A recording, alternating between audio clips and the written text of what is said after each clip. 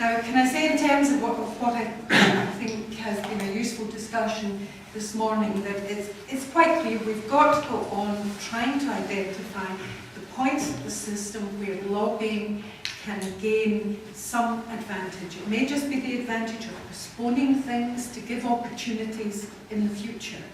It may be advantages in terms of actual stepping back from some developments. But we've got to use, as we always have tried to, all the different opportunities we have with all of the different parties in order to develop this.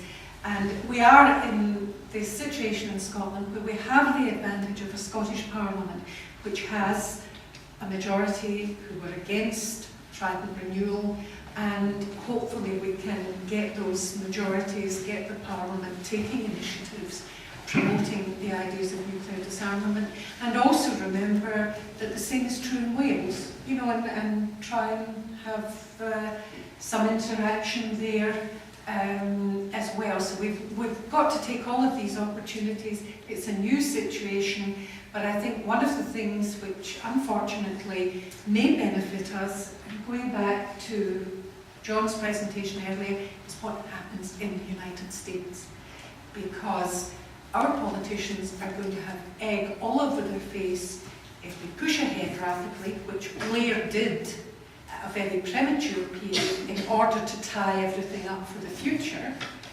and then find that the Americans are pulling back because they can't afford it.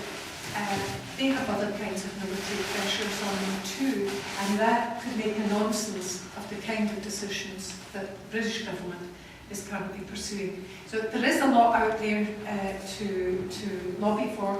And one final point that I think is a disgrace, we've got this in, I know there's been an election and all the publicity around it, but there is an NPT conference going on of great international importance. And where is the British media? How many people in Britain know about any of these debates? So it's in the Morning Star. So this again is another example of how, if we don't take forward these issues, if we don't try and publicise and promote them, they are not going to get across to the public.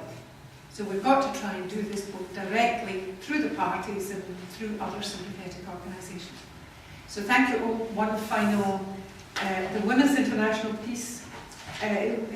League for Peace and Freedom, which is having demonstrations throughout Europe at the end of the NPT.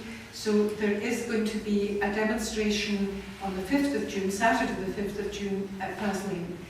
Although it is primarily women-driven, men will be allowed to come.